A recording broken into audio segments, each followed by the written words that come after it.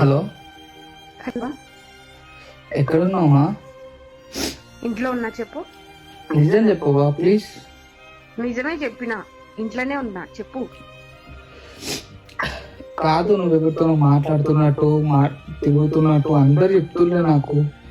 ఆ? అయితే ఏం చేయమంటావు? కాదు కాదే, నిన్ను నమ్ముకునే కదా నేను బయట ఊరికి వచ్చి పని చేసుకుంటానా, మనం పెళ్లి చేసుకుందామనే కానీ నేను ఈరోజు కష్టపడతానా? అయితే దానికి నేనేం చేయాలి ఇప్పుడు? ఏం చేయాలంటే ఏంది, నీ గురించే కదానే. చెప్పు. నాకెవ్వరు లేరని తెలుసు కదా. నాకు నువ్వు తప్పించి ఇంకెవరు ఉన్నారే? నిన్ను నమ్ముకునే కదా నువ్వు మన ఇద్దరం మంచిగా ఉంటామని చెప్పేసి బయటకు వచ్చిన. ఈ రోజు కష్టపడితేనే రేపు పొద్దున మంచిగా చూసుకుంటా అని చెప్పేసి ఈ రోజు నుంచి కష్టపడతానంటే నేను ఎవరి గురించి కష్టపడతానే? ఇప్పుడు నేను ఏం చేసినా?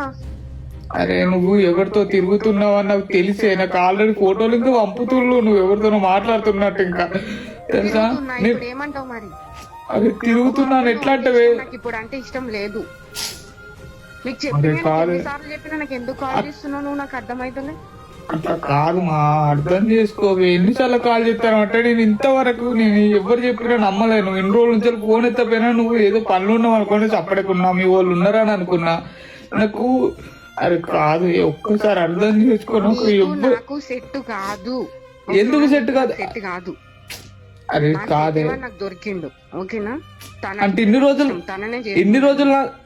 రోజులతో నాతో తిరిగింది, నాతో మాట్లాడింది, నాతో ఇంత ప్రేమగా నటించింది.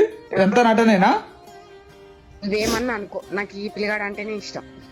అరే ఎట్లా ఇష్టం అవుతుంది? ఇన్ని రోజుల నుంచి మన ఇద్దరం హ్యాపీగా ఉన్నదానివి ఇప్పుడు మళ్ళీ వాడంటే ఇష్టం అంటే ఎట్లా చెప్పు?